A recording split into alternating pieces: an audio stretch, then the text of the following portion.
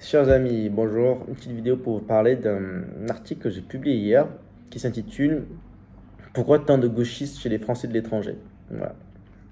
Bon, quand je parle de gauchistes, c'est les Français de gauche qui ont des valeurs sociales, humanistes, progressistes, etc. Voilà, donc j'ai dit gauchiste, c'est pas pour caricaturer. Enfin, si, c'est pour caricaturer, c'est moqueur un petit peu, mais voilà, c'est pas méchant, hein. Donc en fait, le but est d'essayer de comprendre pourquoi les gens sont de gauche, et encore plus à l'étranger. Voilà. Alors j'ai trouvé quatre raisons, quatre axes à développer. Il y en a peut-être plein d'autres, mais voilà, donc je pense la première c'est le profil des Français étrangers, c'est comme ça. La deuxième c'est l'endoctrinement. La troisième c'est l'image internationale, l'influence. Et la quatrième c'est la nécessité professionnelle, l'opportunisme. Voilà, le besoin d'être de gauche ou centriste, parce que j'ai mis un peu tout le monde dans le même bloc. Alors, le profil. Bah, le profil des Français de l'étranger est tout naturellement un peu différent de celui de France. Voilà, il y a des professions dont on n'a pas besoin à l'étranger. Voilà, police, gendarme, on n'a besoin qu'en France. Même videur de bois de nuit, etc. Toutes les professions, on est confronté au réel et comme le réel fait qu'on veut être plutôt de droite, eh ben, ça, c'est plus en France. À l'étranger, on a besoin de Français qui travaillent dans l'éducation, dans la culture, dans le rayonnement de la France, de la gastronomie, etc. Et des domaines où il y a des gens de droite, hein, mais il y a beaucoup plus de gens de gauche, parce qu'il faut un petit peu vivre dans un monde, peut-être pas un monde parallèle, mais bon voilà, il faut oublier un petit peu, il ne faut pas se soucier de tout ce qui est mauvaise nouvelle en France, insécurité, etc. Il faut faire la promotion de la France, il faut donner une bonne image de la France. Et voilà, donc par nature, il y a le profil des Français et étrangers qui est différent. Après, il y a aussi le fait d'être déconnecté de la France, hein. On ne suit pas l'actualité, on ne suit pas tout. Je tombe souvent sur des Français qui me disent ben, toi qui suis un peu ce qui se passe en France, raconte-moi, qu'est-ce qu'il y a eu récemment, j'ai pas tout suivi. Voilà. Donc moi je leur dis bah voilà, là, regarde, là il y a un mec qui se fait agresser, là il y a un mec qui s'est fait égorger, là il y a quelqu'un qui s'est fait violer. Voilà, donc je leur donne les bonnes nouvelles de France. Voilà. Et parfois, la déconnexion est volontaire, hein. J'ai des militants de droite qui m'ont dit bah, écoute, non, je quitte ce groupe WhatsApp, Telegram, parce qu'il y a trop de mauvaises nouvelles de France. Ça me fait mal au cœur d'entendre de voir mon pays dans cet état, voir le mec qui s'est fait égorger, etc. Donc, moi, j'ai quitté la France à cause de ça. Je suis tranquille à l'étranger, je travaille, je m'occupe de ma famille. J'ai pas besoin de voir ce qui se passe en France, toutes ces mauvaises nouvelles. Voilà. Donc, ok, je comprends. Après, bon, voilà, après, le profil des Français étrangers, souvent, ouais, je suis désolé de dire ça, parce que j'ai pas mal d'amis qui sont comme ça, des bobos, qui vivent dans les beaux quartiers de New York, de Singapour, de Hong Kong, de Dubaï. Et quand ils vont en France, ils vont aussi dans les beaux quartiers, ils vont pas dans les quartiers qui craignent. Quand ils y vont, ils prennent pas le RER, ou alors ils le prennent pas, en tout cas la nuit, tard, quand ça craint. Et finalement, ce sont des profils qui ne sont pas confrontés au réel. C'est pas les Français étrangers qui se font agresser, qui se font égorger, violer, etc. Donc du coup, il y a une certaine distance et une certaine conception de la réalité. Voilà. À part quelques détails, par exemple, quand on est à l'étranger, on sait on fait moins attention quand on prend un verre en terrasse, on met le téléphone sur la table. Quand on va au distributeur prendre de l'argent, il n'y a pas de problème. Et quand on va en France, on sait, oh là, je vais en France, oh là, il faut faire attention. Quand je suis en terrasse, je ne mets pas mon téléphone sur la table. Quand je vais au distributeur, je fais attention. Voilà. Donc, mais ça, tout le monde le sait. Même les bobos le savent. Donc, voilà, ça, c'est autre chose. Mais bon, en tout cas, le profil des Français d'étrangers est différent. Il y a des cas particuliers même où il y a du communautarisme à l'étranger. J'ai tenu des bureaux de vote et j'ai vu que parfois il y a des Français qui ne parlent pas français, qui ont acquis la nationalité d'une manière ou d'une autre et qui viennent voter. Donc je me demande bien pour qui ils votent, s'ils ne parlent pas français, qui ne peuvent pas suivre l'actualité. Ben, ben, ils sont influencés par, voilà, on leur a dit de voter pour telle ou telle personne. Euh, voilà, et pour information, on a 11 députés des Français de l'étranger. Il y en a un seul qui est NUPES.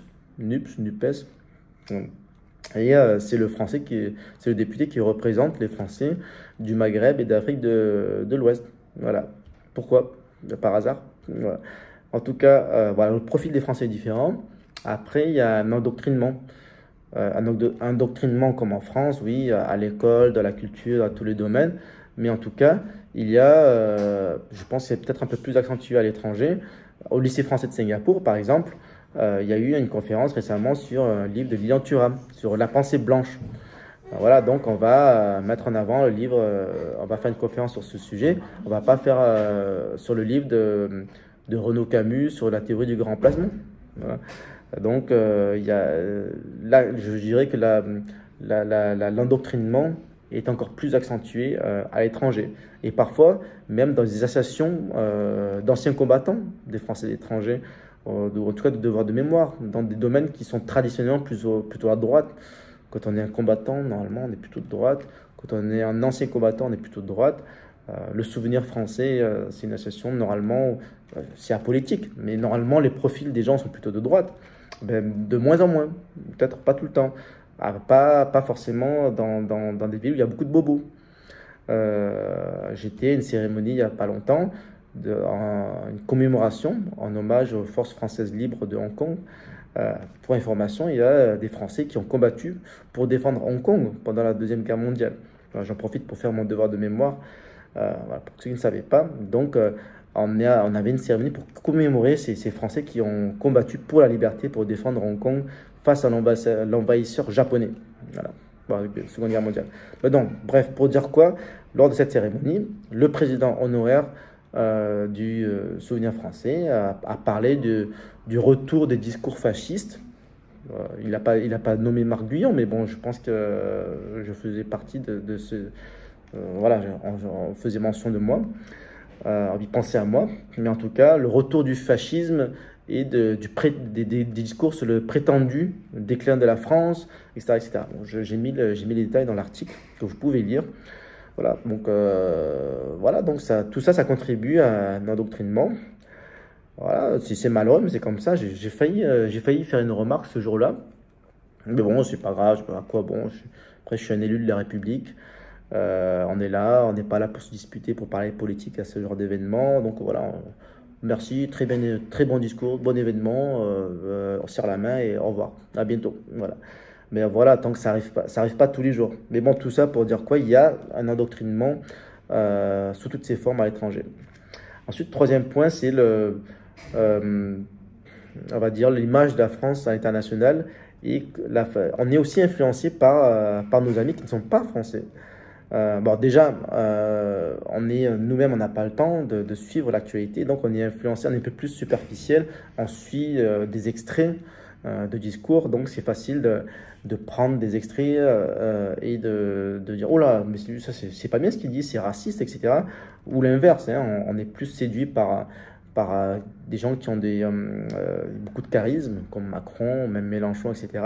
Donc on est plus dans le côté superficiel. On va suivre le discours de manière différente. On n'a pas le temps de suivre les débats qui durent 2 heures en France à chaque fois, etc. Mais aussi, on peut être influencé par nos amis qui ne sont pas français. Donc, ah, mais tu es français, tu habites à New York, au Singapour, etc. En ce moment, il y a des élections en France. Raconte-moi, qu'est-ce que tu vas faire? Donc, voilà. Mais quand on parle avec eux, on se rend compte que Macron, par exemple, a une bonne image internationale.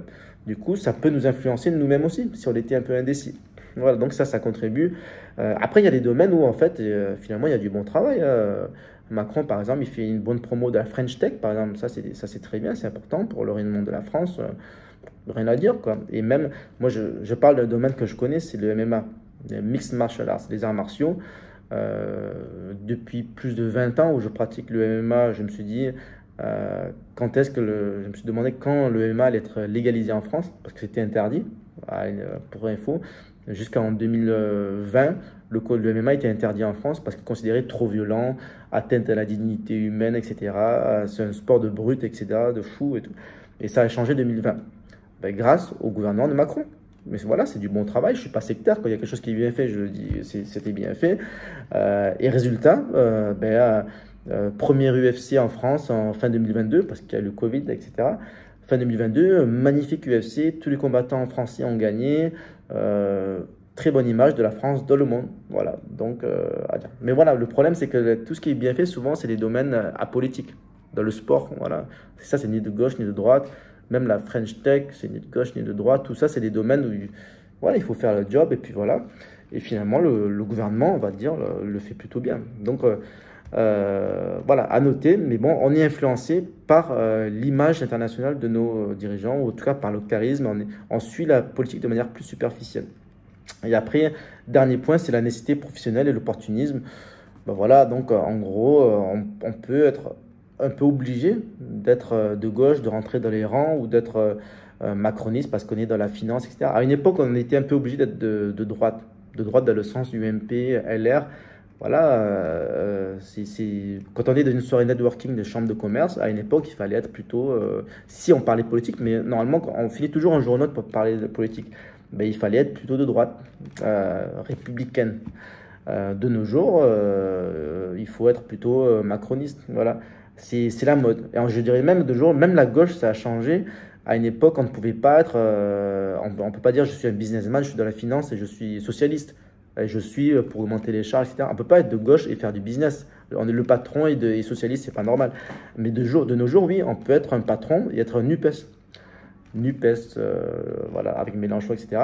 Pas parce qu'on est socialiste communiste, parce que maintenant, être de gauche, ça ne signifie plus forcément être communiste, ça veut dire être écologiste, être progressiste, être pour la défense des valeurs LGBT, etc. C'est ça être de gauche de nos jours. Donc finalement, c'est un jackpot pour ceux qui sont de gauche. Ceux qui sont de gauche parce qu'ils sont pour l'augmentation des impôts, etc., pour les inégalités sociales, etc., ben, du coup, ils profitent du fait que maintenant, la gauche, c'est aussi être écologiste, etc. Et du coup, il y a beaucoup plus d'élus de gauche maintenant à étranger. Donc on se demande pourquoi au Canada, tout le monde, à une époque, je me rappelle, même en 2000, pas qu'en 2022, en 2017, Mélenchon a fait des super scores au Canada. On dit, mais comment tu peux vivre au Canada et être communiste, c'est pas un pays communiste, etc. Mais non, mais en fait, c'est pas des gens qui veulent du communisme et du socialisme, c'est des gens qui sont juste super écolos, LGBT, etc. Voilà. Donc, pour faire du business, pour être dans les réseaux, c'est bien d'être plutôt de gauche ou centriste. Et c'est un peu mal vu, parfois, d'être, on va dire, patriote, droite, vu un petit peu extrême droite. Voilà. Et même si on tombe par hasard sur des gens qui sont un peu comme moi, qui sont plus à droite, parce que je ne me considère pas d'extrême droite. Si on tombe sur on va dire, des patriotes à l'étranger, dans une soirée networking, en général, c'est pas eux qui vont être vexés parce qu'on est de gauche ou centriste. Voilà.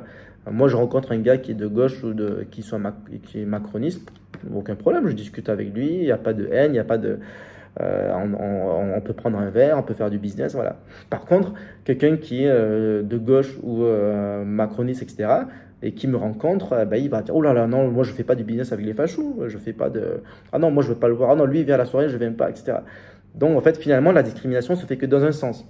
Donc, pour cette raison, les Français de l'étranger sont un peu plus gauchistes, ou alors quand ils sont patriotes, ils se cachent, ils en parlent pas trop. Voilà. Donc, ça, c'est la nécessité professionnelle, et ça existe dans tous les domaines, y compris dans celui des élus. Voilà. Moi-même, quand je me suis présenté aux élections consulaires à Hong Kong, j'étais sans étiquette. J'étais la seule liste qui n'avait pas d'étiquette, et parce que je n'avais pas d'étiquette, certains considéraient que j'étais plutôt centriste. Alors que je suis pas centriste, mais quand on me disait ouais je suis centriste, ben oui, je pouvais laisser penser cela. À la rigueur, j'admets que j'en ai bénéficié. Il y a certainement des gens qui ont voté pour moi qui ne voteraient pas pour moi maintenant que je suis étiqueté méchant d'extrême droite.